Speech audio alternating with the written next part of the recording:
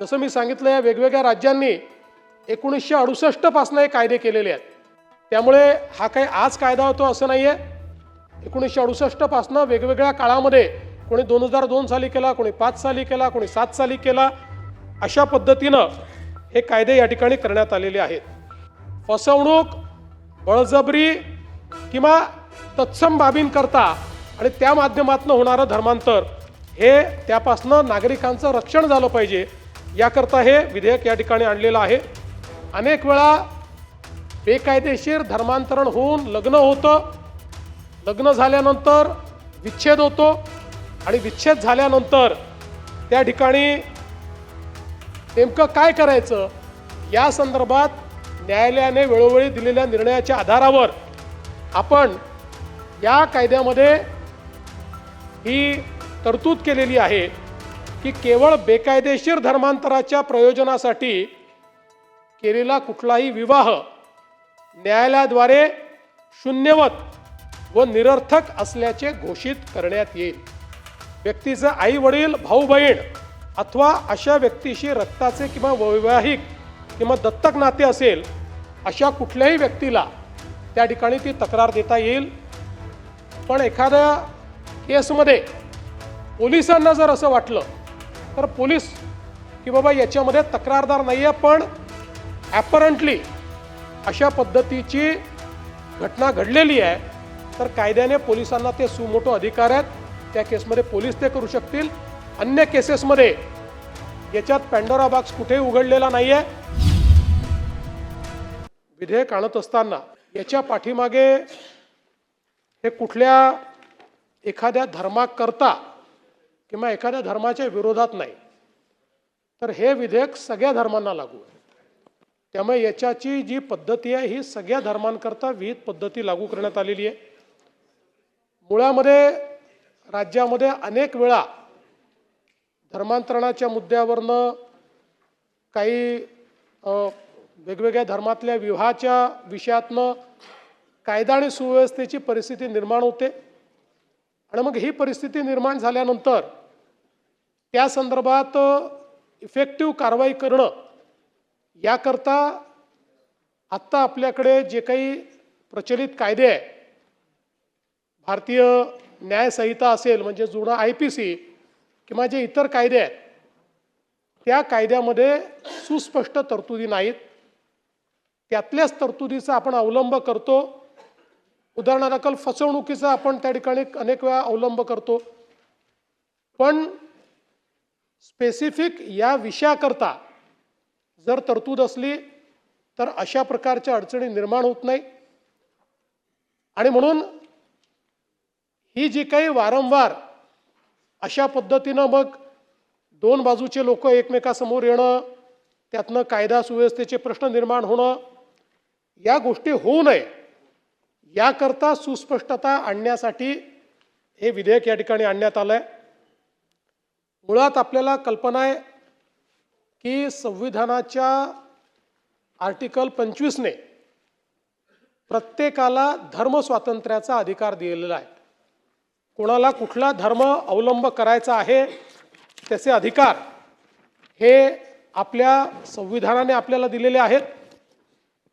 पण हे करत असताना माननीय सर्वोच्च न्यायालयाने एक गोष्ट आपल्याला सांगितली आहे की प्रत्येकाला आपल्या धर्माचा अवलंब करण्याचा अधिकार असला तरी हा अधिकार काही रिस्ट्रिक्शन्सला त्या ठिकाणी अनुलक्षून देण्यात आलेला आहे.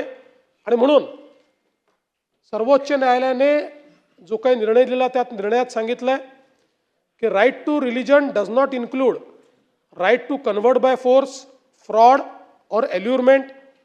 Right to religion includes right to be protected from such unlawful conversions, and the state is empowered to protect its citizens by enacting anti-conversion laws.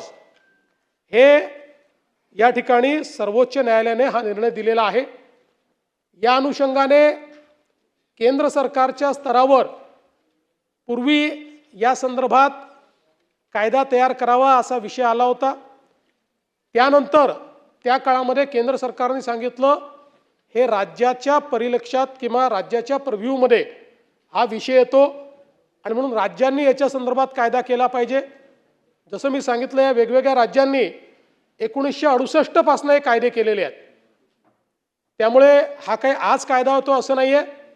1968 पासून वेगवेगळ्या काळामध्ये कोणी 2002 साली केला, कोणी 5 साली केला, कोणी 7 साली केला, अशा पद्धतीनं हे कायदे या ठिकाणी करण्यात आलेले आहेत। आणि जसं मी सांगितलं की स्पष्टपणे या ठिकाणी सुप्रीम कोर्टाने सांगितले की एखादा कायदा हा कन्व्हर्शन बाय फोर्स, फ्रॉड, अल्युरमेंट याला प्रोहिबिट करत असेल तर असा कायदा संवैधानिक आहे, तो कॉन्स्टिट्यूशनल आहे असं देखील या ठिकाणी सांगण्यात आलेलं आहे। आणि मग या अधिकारामध्ये बळजबरी, फसवणूक इत्यादीद्वारे बेकायदेशीर धर्मांतरणापासून संरक्षण करण्याकरता हे विधेयक आहे। त्यामुळे कोणी धर्मांतर करू नये याकरता हे विधेयक नाही, तर फसवणूक, बळजबरी किंवा तत्सम बाबींकरता आणि त्या माध्यमातून होणारं धर्मांतर हे त्यापासून नागरिकांचं रक्षण झालं पाहिजे याकरता हे विधेयक या ठिकाणी आणलेलं आहे। आणि धर्मस्वातंत्र्याच्या हक्काचं संरक्षण करण्यासाठी आणि बेकायदेशीरपणे एका धर्मातनं दुसऱ्या धर्मात नेण्याच्या संदर्भात या ठिकाणी हे प्रतिबंधित करतं। आता याच्यामध्ये व्याख्या देखील अतिशय स्पष्ट केलेल्या आहेत। प्रतिबंधित काय आहे? प्रतिबंधित आहे कुठल्या पद्धतीनं धर्मांतर होतं, तर ज्याच्यामध्ये आमिष असेल, जबरदस्ती असेल, त्या ठिकाणी फसवणूक असेल, बळजबरी असेल, लबाडी असेल किंवा अल्पवयीन अशा पद्धतीचं धर्मांतरण असेल, गैरवाजवी प्रभाव असेल, अशा धर्मांतरणाला बेकायदेशीर धर्मांतरण ठरवण्यात आलेलं आहे। या पद्धतीनं केलेलं कुठलंही धर्मांतरण हेच फक्त या ठिकाणी बेकायदा धर्मांतरण होणार आहे। आणि जसं मी उल्लेख केला की या सगळ्या ज्या गोष्टी आहेत, म्हणजे पुन्हा इंग्रजीत सांगायचं झालं तर allurement, coercion, deceit, force, misrepresentation, threat, undue influence आणि फ्रॉड यापैकी काही वापरून जर एखादं धर्मांतरण झालं असेल तर हा कायदा त्या धर्मांतरणाला एक प्रकारे प्रतिबंधित करतो आणि त्याला बेकायदेशीर ठरवतो। आणि या संदर्भात अशा पद्धतीनं कोणी वागू नये या संदर्भातली कायद्यातल्या तरतुदी आहेत। आणि या कायद्यातल्या तरतुदीचं जर उल्लंघन करून त्या ठिकाणी एखाद्याचं धर्मांतरण केलं असेल तर धर्मांतरण करणारा व्यक्ती किंवा संस्था हे ज्या पद्धतीनं ते इन्व्हॉल्व असतील त्या पद्धतीनं त्या ठिकाणी शिक्षेस पात्र असतील। आणि अशा पद्धतीनं झालेलं धर्मांतरण हे नल अँड व्हॉइड होईल, हे धर्मांतरण झालेलं नाही अशा पद्धतीनं शून्यवत व निरर्थक असं त्या ठिकाणी होईल।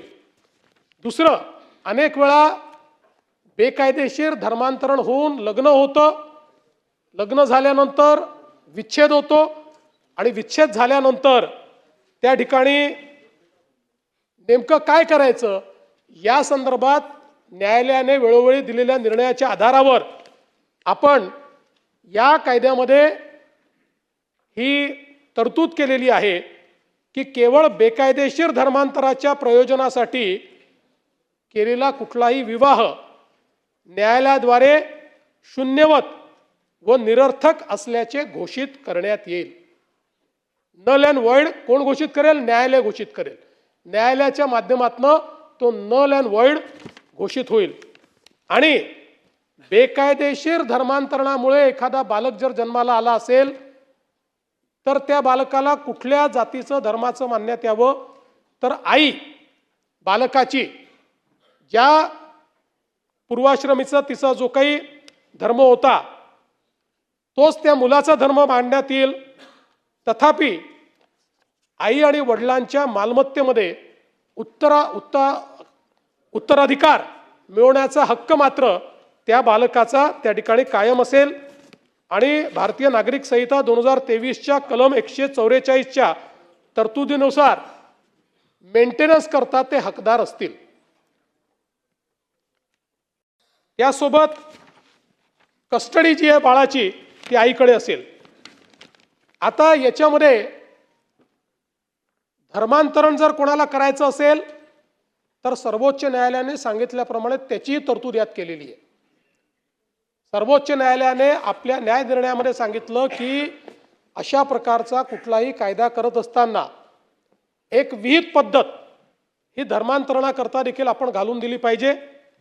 त्या संदर्भात धर्मांतर करण्याचा इरादा असलेली जी व्यक्ती आहे त्या व्यक्तीने जशी लग्नाची नोटीस देतात तशी धर्मांतरणाची नोटीस द्यायची आहे आणि सक्षम प्राधिकरणाने ही खात्री करायची आहे की हे स्वेच्छेने धर्मांतर होत आहे आणि त्यानंतर ते धर्मांतर करण्याचा त्याला अधिकार असेल तो ते धर्मांतर करू शकेल।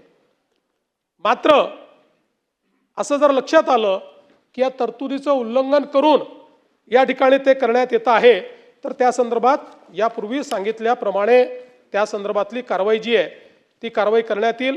मग त्याच्यामध्ये आपण कायद्यात त्याच्या तरतुदी दिलेल्या आहेत की त्याची विहित पद्धत काय असणार आहे आणि समजा ती प्रोसेस पूर्ण केली तर त्याची नोंद होईल आणि मग एकदा ती नोंद झाली तर मात्र ते कायदेशीर पद्धतीनं आणि स्वेच्छेनं केलेलं धर्मांतर समजण्यात येईल आणि मग त्याकरता कुठल्याही प्रकारच्या फौजदारी कारवाई किंवा तत्सम पद्धतीनं काहीही त्या व्यक्तीच्या विरुद्ध आपल्याला करता येणार नाही। आणि म्हणून एखाद्या व्यक्तीने या संदर्भात जर कारवाई पूर्ण केली नाही तर मात्र किंवा समजा धर्मांतर केलाय आणि त्या संदर्भातली इंटिमेशन दिलेलं नाही आहे अशा पद्धतीचं असेल तर ते धर्मांतर मात्र नल अँड व्हॉइड या ठिकाणी मानण्यात येईल। आता एखाद्या व्यक्तीला जबरदस्ती त्याचं धर्मांतर केलेलं आहे अशा पद्धतीची तक्रार देण्याच्या संदर्भात व्यक्तीचे आई वडील भाऊ बहीण अथवा अशा व्यक्तीशी रक्ताचे किंवा वैवाहिक किंवा दत्तक नाते असेल अशा कुठल्याही व्यक्तीला त्या ठिकाणी ती तक्रार देता येईल।